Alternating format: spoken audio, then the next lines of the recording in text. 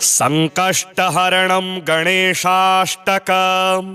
ॐ ॐ ओंकाररूपं त्र्यमिति च परं यत्स्वरूपं तुरीयं त्रैगुण्यातीतनीलं कलयति मनसस्तेजसिन्दूरमूर्तिं योगीन्द्रैर्ब्रह्मरन्ध्रैः सकलगुणमयं श्रीहरेन्द्रेण संगम् गं गं गं गं गणेशं गजमुखमभितो व्यापकं चिन्तयन्ति वं वं वं विघ्नराजं भजति निजभुजे दक्षिणे न्यस्तशुण्डं क्रं क्रं क्रं क्रोधमुद्रा दलितरिपुबलं कल्पवृक्षस्य मूले दं दं दं दन्तमेकं दधति मुनिमुखं कामधेन्वा निषेव्यम् धम धम धम धारयन्तं धनदमतिघियं सिद्धिबुद्धिद्वितीयं तुंग तुंग तुंग तुंगरूपं गगनपथिगतं व्याप्नुवन्तं दिगन्तान् क्लीं क्लीं क्लींकारनाथं गलितमदमिलल्लोलमत्तालिमालम् ह्रीं ह्रीं ह्रींकारपिङ्गं सकलमुनिवर ध्येयमुण्डं च शुण्डं श्रीं श्रीं श्रीं श्रीं श्रयन्तं निखिलनिधिकुलं नौमि हेरम्बबिम्बं लौं लौं लौंकारमाद्यं प्रणवमिव पदं मन्त्रमुक्तावलीनां शुद्धं विघ्नेशबीजं शशिकरसदृशं योगिनां ध्यानगम्यम् डम डम डम डामरूपं दलित भवभयं सूर्यकोटि प्रकाशं यम यम यम यज्ञनाथं जपति मुनिवरो बाह्यमभ्यन्तरं च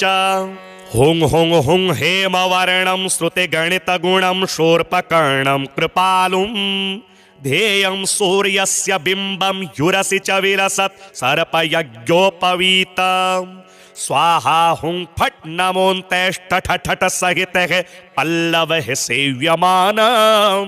मंत्राणां सप्तकोटि प्रगुणित महिमा धारमीशं प्रपद्ये पूर्वं पीठं त्रिकोणं तदुपरि रुचिरं षट्कपत्रं पवित्रं यस्योर्ध्वं शुद्धरेखा वसुदलकमलं वास्वतेजश्चतुस्रम् मध्ये हुंकार बीजं तदनु भगवतः स्वांगषटकं षडस्रे अष्टौ शक्तिश्च सिद्धिर्बहुलगणपतिर्विष्टरश्चाष्टकं च धर्माद्यष्टौ प्रसिद्धा दश दिशि विदिता वा ध्वजाल्यः कपालं तस्य सेत्रादिनाथं मुनिकुलमखिलं मन्त्रमुद्रामहेशम् एवं यो भक्तियुक्तो जपति गणपतिं पुष्पधूपाक्षताद्यैर्नैवेद्यैर्मोदकानां स्तुतियुत विलसद् गीतवादित्रनादैः राजानस्तस्य वृत्त्या इव युवतिकुलं दासवत् सर्वदास्ते लक्ष्मीः सर्वाङ्गयुक्ताश्रयति च सदनं किङ्करः सर्वलोकाः पुत्राः पुत्र्यः पवित्रा रणभुवि विजयी द्योतवादेऽपि वीरो यस्येषो विघ्नराजो निवसति हृदये भक्तिभाग्यस्य रुद्रः ॐ ॐ ओंकाररूपं त्र्यमिति च परं यत्स्वरूपं तुरीयं त्रैगुण्यातीतनीलं कलयति मनसस्तेजसिन्दूरमूर्तिं योगीन्द्रैर्ब्रह्मरन्ध्रैः सकलगुणमयं श्रीहरेन्द्रेण संगम् गं गं गं गं गणेशं गजमुखमभितो व्यापकं चिन्तयन्ति वं वं वं विघ्नराजं भजति निजभुजे दक्षिणे न्यस्तशुण्डं क्रं क्रं क्रं क्रोधमुद्रा दलितरिपुबलं कल्पवृक्षस्य मूले दम दम दम दन्तमेकं दधति मुनिमुखं कामधेन्वा निषेव्यं धम धम धम धारयन्तं धनदमतिघियं सिद्धिबुद्धिद्वितीयं तुंग तुंग तुंग तुंगरूपं गगनपथिगतं व्याप्नुवन्तं दिगन्तान् क्लीं क्लीं क्लींकारनाथं गलितमदमिलल्लोलमत्तालिमालम्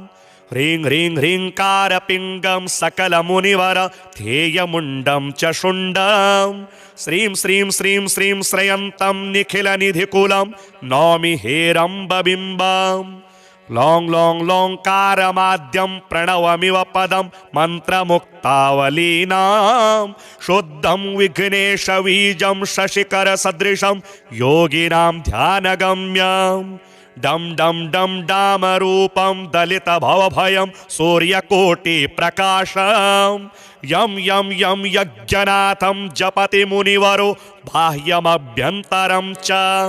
हुं हुं हुं हेमवर्णं श्रुतिगणितगुणं शूर्पकर्णं कृपालुं ध्येयं सूर्यस्य बिम्बं युरसि च विलसत् सर्पयज्ञोपवीतम् स्वाहा हुं फट् नमोऽन्तेष्ठठठ सहितः पल्लवः सेव्यमानम् मन्त्राणां सप्तकोटि प्रगुणित महिमा धारमीशं प्रपद्ये पूर्वं पीठं त्रिकोणं तदुपरि रुचिरं षट्कपत्रं पवित्रं यस्योर्ध्वं शुद्धरेखा वसुदलकमलं वास्वतेजश्चतुस्रम् मध्ये हुंकार बीजं तदनु भगवतः स्वांगषटकं षडस्रे अष्टौ शक्तिश्च सिद्धिर्बहुल गणपतिर्विष्टरश्चाष्टकं च धर्माद्यष्टौ प्रसिद्धा दश दिशि विदिता वा ध्वजाल्यः कपालम् तस्य सेत्रादिनाथं मुनिकुलमखिलं मन्त्रमुद्रामहेशम् एवं यो भक्तियुक्तो जपति गणपतिं पुष्पधूपाक्षताद्यैर्नैवेद्यैर्मोदकानां स्तुतियुत विलसद् गीतवादित्रनादेः राजानस्तस्य वृत्त्या इव युवतिकुलं दासवत् सर्वदास्ते लक्ष्मीः सर्वाङ्गयुक्ताश्रयति च सदनं किङ्करः सर्वलोकाः पुत्राः पुत्र्यः पवित्रा रणभुवि विजयी द्योतवादेऽपि वीरो यस्येषो विघ्नराजो निवसति हृदये भक्तिभाग्यस्य रुद्रः ॐ ॐ ओंकाररूपं त्र्यमिति च परं यत्स्वरूपं तुरीयं त्रैगुण्यातीतनीलं कलयति मनसस्तेजसिन्दूरमूर्तिम्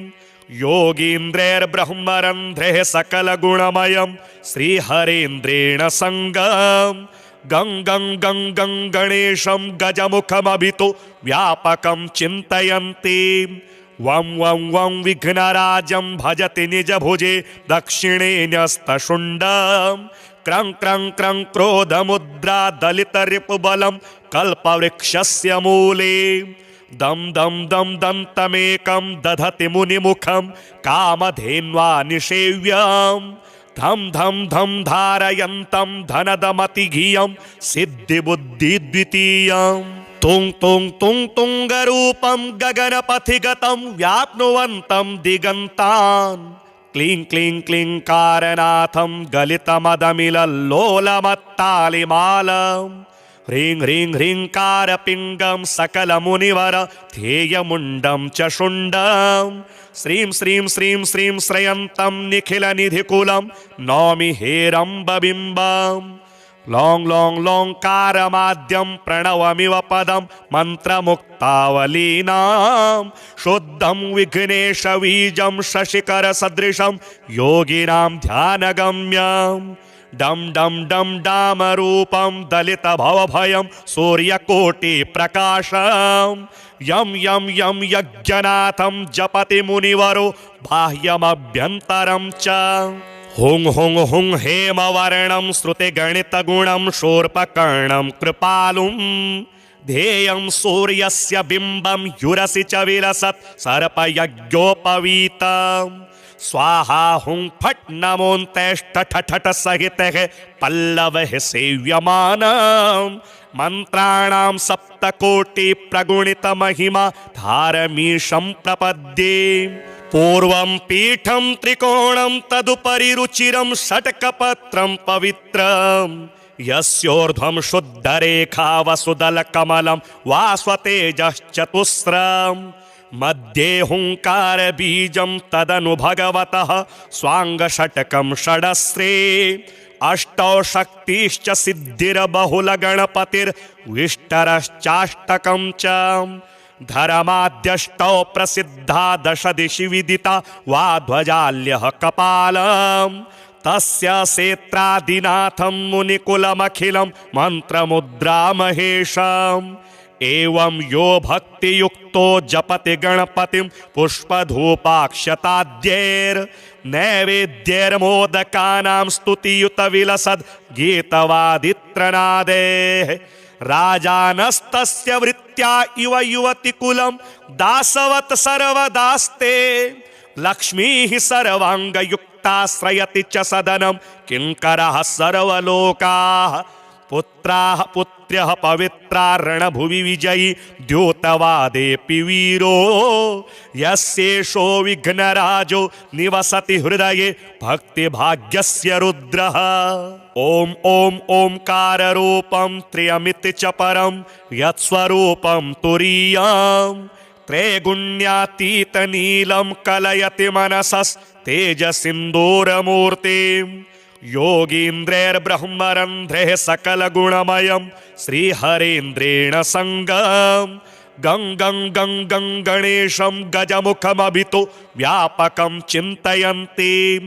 वं वं वं विघ्नराजं भजति निजभुजे दक्षिणे न्यस्तशुण्डं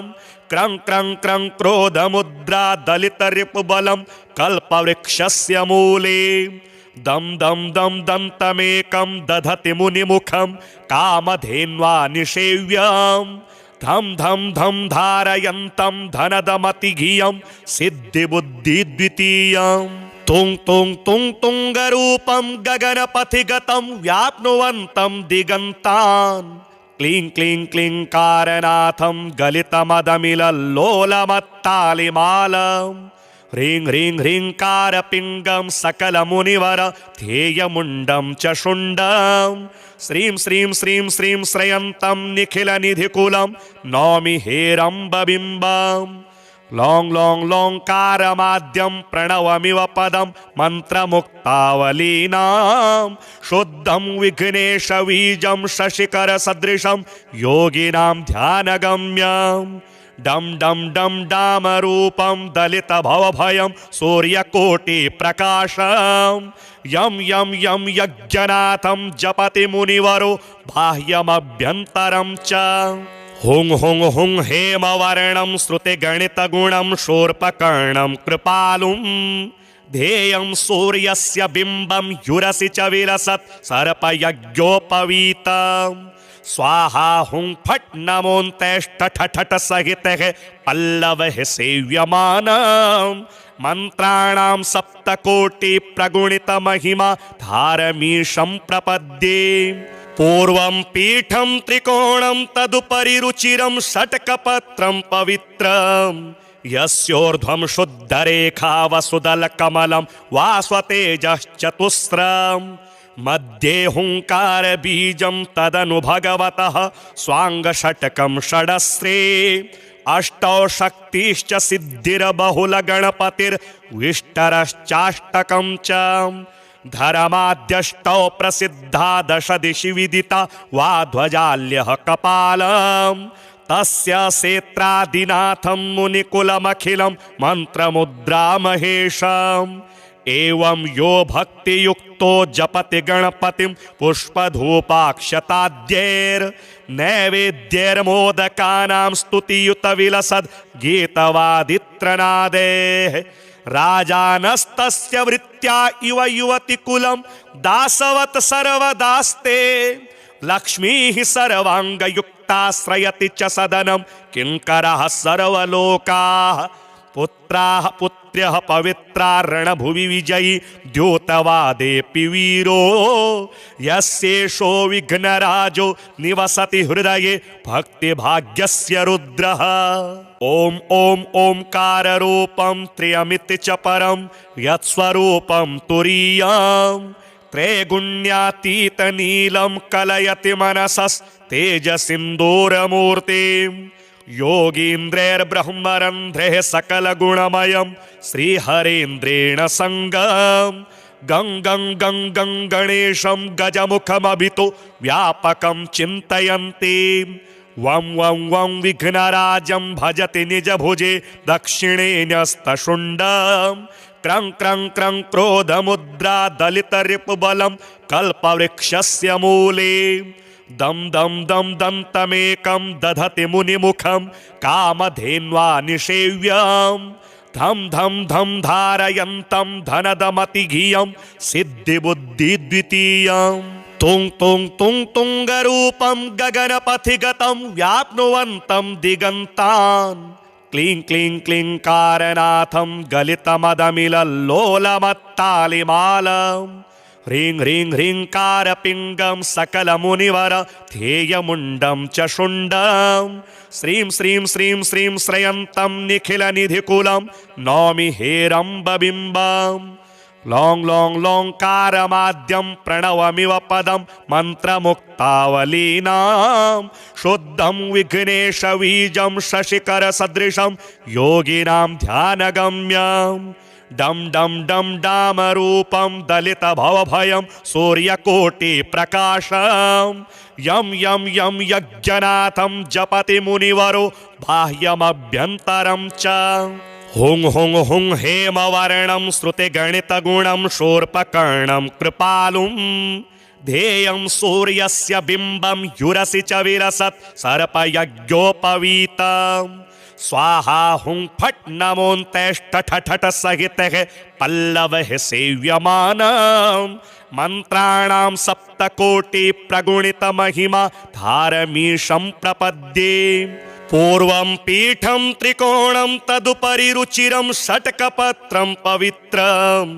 यस्योर्ध्वं शुद्धरेखा वसुदलकमलं वास्वतेजश्चतुस्रम् मध्ये हुंकार बीजं तदनु भगवतः स्वांगषटकं षडस्रे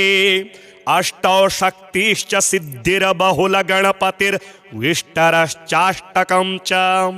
धर्माद्यष्टौ प्रसिद्धा दश दिशि विदिता वा ध्वजाल्यः कपालं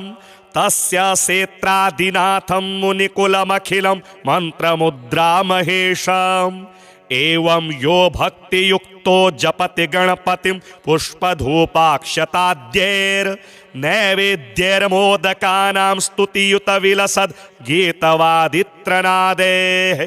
राजानस्तस्य वृत्त्या इव युवतिकुलं दासवत् सर्वदास्ते लक्ष्मीः सर्वाङ्गयुक्ताश्रयति च सदनं किङ्करः सर्वलोकाः पुत्राः पुत्र्यः पवित्रा रणभुवि विजयी द्योतवादेऽपि वीरो यस्येषो विघ्नराजो निवसति हृदये भक्तिभाग्यस्य रुद्रः ॐ ॐ ओंकाररूपं त्र्यमिति च परं यत्स्वरूपं तुरीयं त्रैगुण्यातीतनीलं कलयति मनसस्तेजसिन्दूरमूर्तिम् योगीन्द्रैर्ब्रह्मरन्ध्रैः सकलगुणमयं श्रीहरेन्द्रेण संगं गं गं गं गं गणेशं गजमुखमभितो व्यापकं चिन्तयन्ति वं वं वं विघ्नराजं भजति निजभुजे दक्षिणे न्यस्तशुण्डं क्रं क्रं क्रं क्रोधमुद्रा दलितरिपुबलं कल्पवृक्षस्य मूले दं दं दं दन्तमेकं दधति मुनिमुखं कामधेन्वा निषेव्यं धम धम धम धारयन्तं धनदमतिघियं सिद्धिबुद्धिद्वितीयं तुं तुं तुं तुङ्गरूपं गगनपथिगतं व्याप्नुवन्तं दिगन्तान् क्लीं क्लीं क्लींकारनाथं गलितमदमिलल्लोलमत्तालिमालं ह्रीं ह्रीं ह्रींकारपिङ्गं सकलमुनिवर ध्येयमुण्डं च शुण्डं श्रीं श्रीं श्रीं श्रीं श्रयन्तं निखिलनिधिकुलं नौमि हेरम्बबिम्बं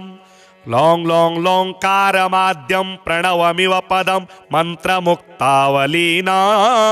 शुद्धं विघ्नेशबीजं शशिकरसदृशं योगिनां ध्यानगम्यं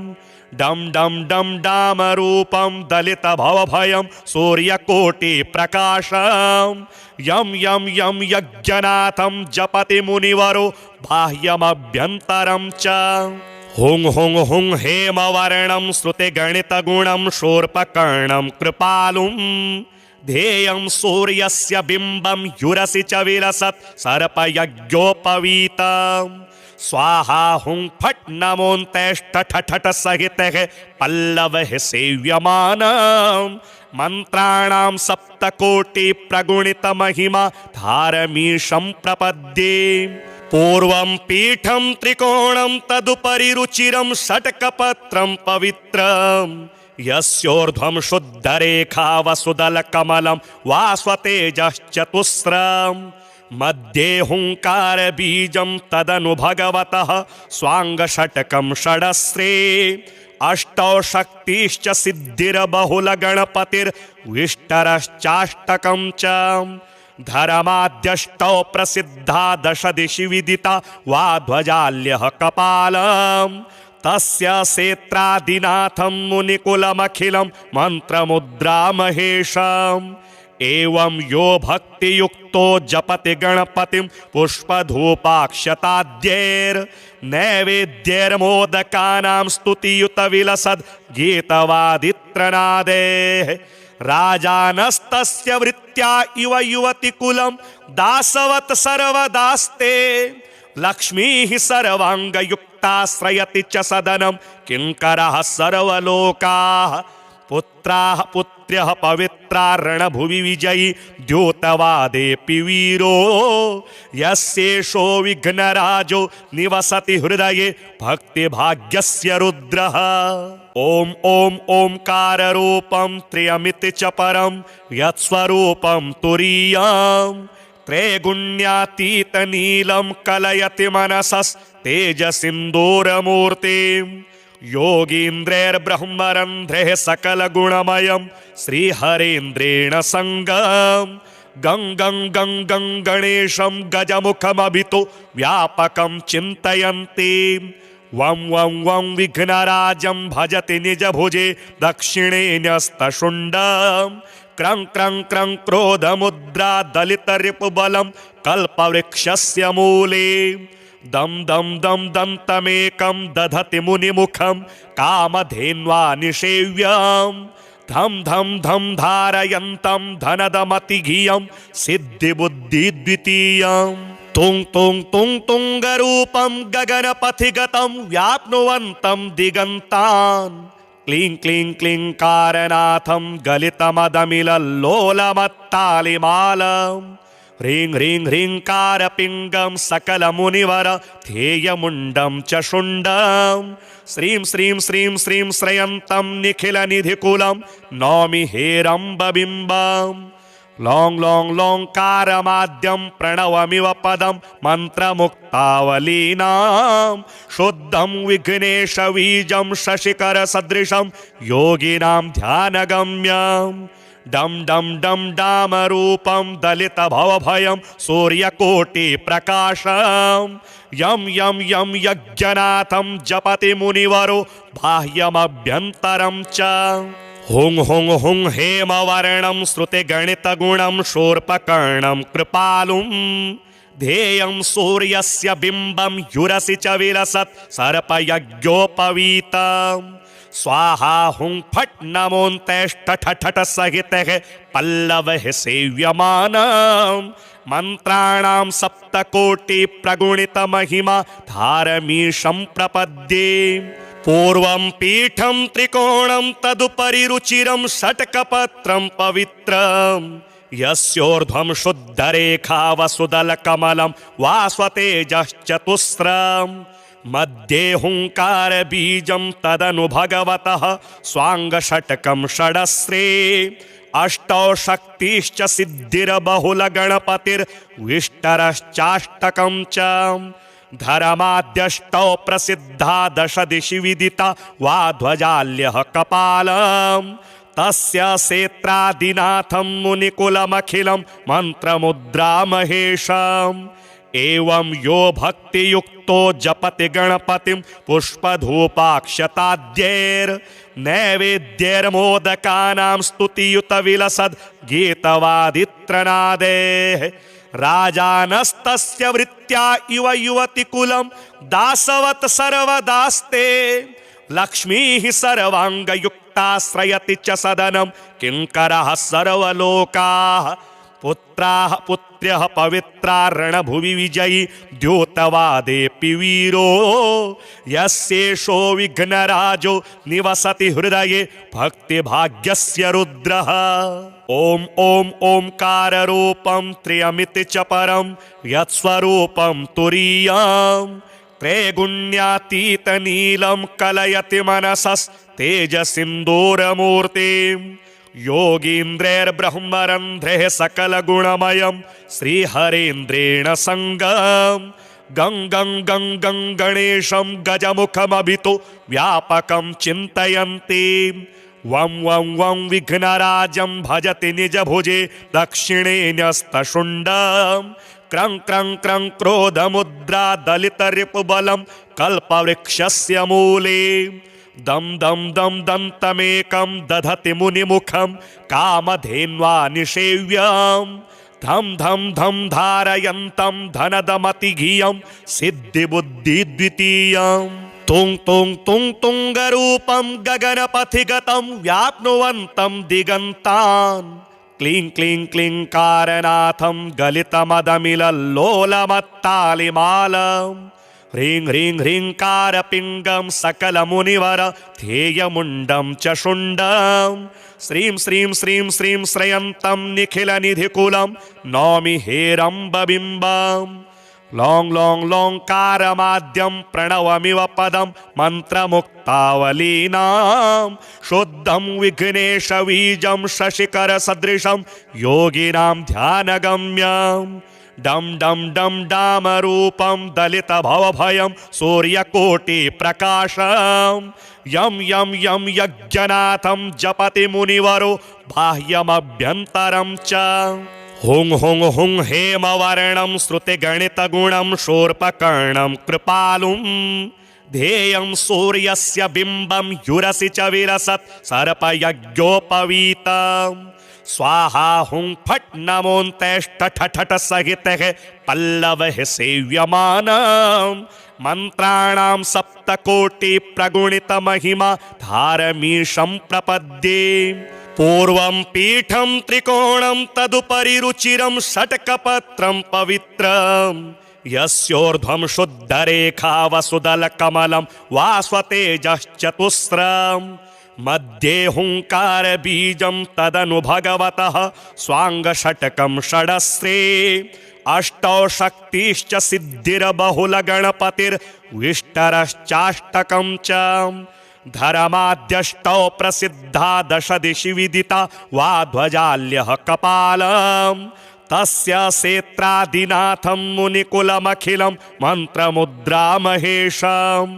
एवं यो भक्तियुक्तो जपति गणपतिं पुष्पधूपाक्षताद्यैर्नैवेद्यैर्मोदकानां स्तुतियुत विलसद् गीतवादित्रनादेः राजानस्तस्य वृत्त्या इव युवतिकुलं दासवत् सर्वदास्ते लक्ष्मीः सर्वाङ्गयुक्ताश्रयति च सदनं किङ्करः सर्वलोकाः पुत्राः पुत्र्यः पवित्रा रणभुवि विजयी द्योतवादेऽपि वीरो यस्येषो विघ्नराजो निवसति हृदये भक्तिभाग्यस्य रुद्रः। ॐ ॐ ओंकाररूपं त्र्यमिति च परं यत्स्वरूपं तुरीयम् त्रैगुण्यातीतनीलं कलयति मनसस्तेजसिन्दूरमूर्तिम् योगीन्द्रैर्ब्रह्मरन्ध्रैः सकलगुणमयं श्रीहरेन्द्रेण सङ्गं गं गं गं गं गणेशं गजमुखमभितो व्यापकं चिन्तयन्ति वं वं वं विघ्नराजं भजति निजभुजे दक्षिणे न्यस्तशुण्डं क्रं क्रं क्रं क्रोधमुद्रा दलितरिपुबलं कल्पवृक्षस्य मूले दं दं दं दन्तमेकं दधति मुनिमुखं कामधेन्वा निषेव्यं धं धं धं धारयन्तं धनदमतिघियं सिद्धिबुद्धिद्वितीयं तुं तुं तुं तुङ्गरूपं गगनपथिगतं व्याप्नुवन्तं दिगन्तान् क्लीं क्लीं क्लींकारनाथं गलितमदमिलल्लोलमत्तालिमालम् ह्रीं ह्रीं ह्रीङ्कारपिङ्गं सकलमुनिवर ध्येयमुण्डं च शुण्डं श्रीं श्रीं श्रीं श्रीं श्रयन्तं निखिलनिधिकुलं नौमि हेरम्बबिम्बम् लौं लौं लौङ्कारमाद्यं प्रणवमिव पदं मन्त्रमुक्तावलीनां शुद्धं विघ्नेशबीजं शशिकरसदृशं योगिनां ध्यानगम्यं डं डं डं डामरूपं दलितभवभयं सूर्यकोटिप्रकाशं यं यं यं यज्ञनाथं जपति मुनिवरो बाह्यमभ्यन्तरं च हुं हुं हुं हेमवर्णं श्रुतिगणितगुणं शूर्पकर्णं कृपालुं ध्येयं सूर्यस्य बिम्बं युरसि च विलसत् सर्पयज्ञोपवीतम् स्वाहा हुं फट् नमोऽन्तेष्ठठठ सहितः पल्लवः सेव्यमानं मन्त्राणां सप्तकोटि प्रगुणितमहिमा धारमीशं प्रपद्ये पूर्वं पीठं त्रिकोणं तदुपरि रुचिरं षट्कपत्रं पवित्रं यस्योर्ध्वं शुद्धरेखा वसुदलकमलं वास्वतेजश्चतुस्रम् मध्ये हुङ्कारबीजं तदनु भगवतः स्वाङ्गषट्कं षडस्रे अष्टौ शक्तिश्च सिद्धिर्बहुलगणपतिर्विष्टरश्चाष्टकं च धर्माद्यष्टौ प्रसिद्धा दश दिशि विदिता वा ध्वजाल्यः कपालं तस्य सेत्रादिनाथं मुनिकुलमखिलं मन्त्रमुद्रामहेशम् एवं यो भक्तियुक्तो जपति गणपतिं पुष्पधूपाक्षताद्यैर्नैवेद्यैर्मोदकानां स्तुतियुतविलसद् गीतवादित्रनादेः राजानस्तस्य वृत्त्या इव युवतिकुलं दासवत् सर्वदास्ते लक्ष्मीः सर्वाङ्गयुक्ताश्रयति च सदनं किङ्करः सर्वलोकाः पुत्राः पुत्र्यः पवित्रा रणभुवि विजयी द्योतवादेऽपि वीरो यस्येषो विघ्नराजो निवसति हृदये भक्तिभाग्यस्य रुद्रः ॐ ॐ ओंकाररूपं त्र्यमिति च परं यत्स्वरूपं तुरीयं त्रैगुण्यातीतनीलं कलयति मनसस्तेजसिन्दूरमूर्तिम् योगीन्द्रैर्ब्रह्मरन्ध्रैः सकलगुणमयं श्रीहरेन्द्रेण सङ्गं गं गं गं गं गणेशं गजमुखमभितो व्यापकं चिन्तयन्ति वं वं वं विघ्नराजं भजति निजभुजे दक्षिणे न्यस्तशुण्डं क्रं क्रं क्रं क्रोधमुद्रा दलितरिपुबलं कल्पवृक्षस्य मूले दं दं दं दन्तमेकं दधति मुनिमुखं कामधेन्वा निषेव्यं धं धं धं धारयन्तं धनदमतिघियं सिद्धिबुद्धिद्वितीयं तुं तुं तुं तुङ्गरूपं गगनपथिगतं व्याप्नुवन्तं दिगन्तान् क्लीं क्लीं क्लीङ्कारनाथं गलितमदमिलल्लोलमत्तालिमालम् ह्रीं ह्रीं ह्रीङ्कारपिङ्गं सकलमुनिवर ध्येयमुण्डं च शुण्डं श्रीं श्रीं श्रीं श्रीं श्रयन्तं निखिलनिधिकुलं नौमि हेरम्बबिम्बम् लौं लौं लौङ्कारमाद्यं प्रणवमिव पदं मन्त्रमुक्तावलीनां शुद्धं विघ्नेशबीजं शशिकरसदृशं योगिनां ध्यानगम्यम् डं डं डं डामरूपं दलितभवभयं सूर्यकोटिप्रकाशं यं यं यं यज्ञनाथं जपति मुनिवरो बाह्यमभ्यन्तरं च हुं हुं हुं हेमवर्णं श्रुतिगणितगुणं शूर्पकर्णं कृपालुं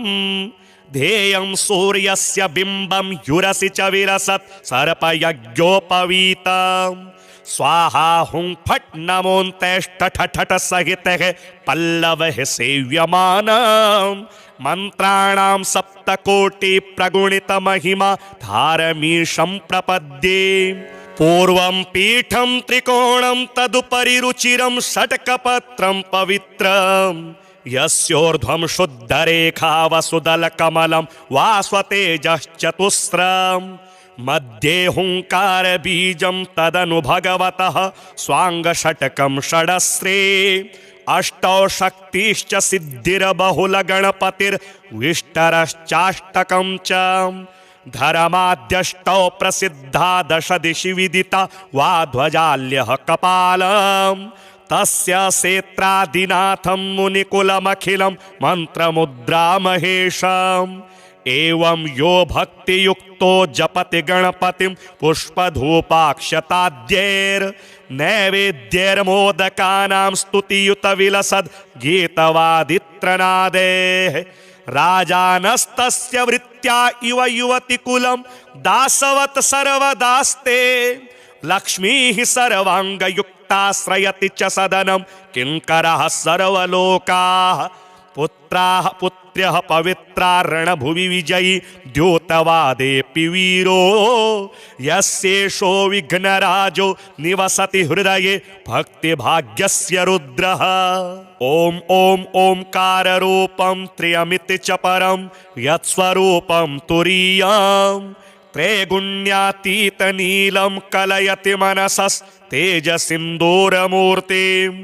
योगीन्द्रैर्ब्रह्मरन्ध्रैः सकलगुणमयं श्रीहरेन्द्रेण सङ्गं गं गं गं गं गणेशं गजमुखमभितो व्यापकं चिन्तयन्ति वं वं वं विघ्नराजं भजति निजभुजे दक्षिणे न्यस्तशुण्डं क्रं क्रं क्रं क्रोधमुद्रा दलितरिपुबलं कल्पवृक्षस्य मूले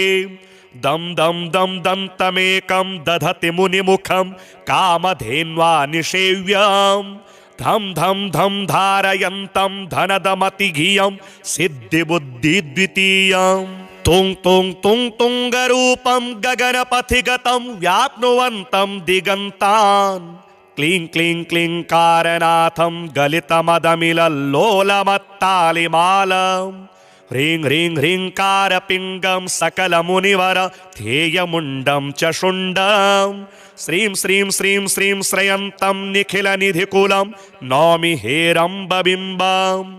लौं लौं लौङ्कारमाद्यं प्रणवमिव पदं मन्त्रमुक्तावलीनां शुद्धं विघ्नेशबीजं शशिकरसदृशं योगिनां ध्यानगम्यम् डम डम डम डामरूपं दलितभवभयं सूर्यकोटिप्रकाशं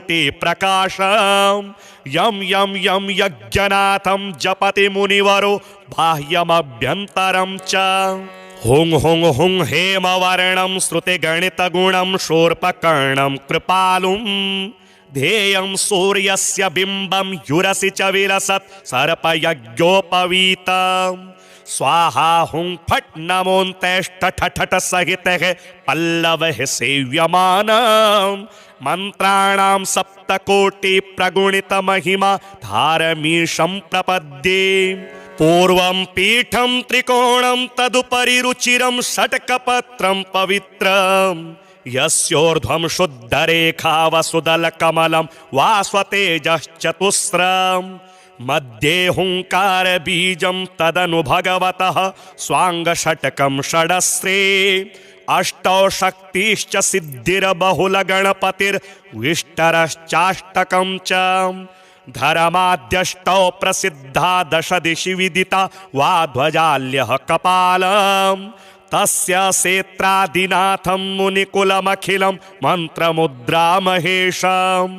एवं यो भक्तियुक्तो जपति गणपतिं पुष्पधूपाक्षताद्यैर्नैवेद्यैर्मोदकानां स्तुतियुतविलसद् गीतवादित्रनादेः राजानस्तस्य वृत्त्या इव युवतिकुलं दासवत् सर्वदास्ते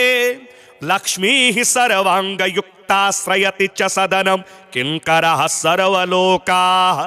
पुत्राः पुत्र्यः पवित्रा रणभुवि विजयी द्योतवादेऽपि वीरो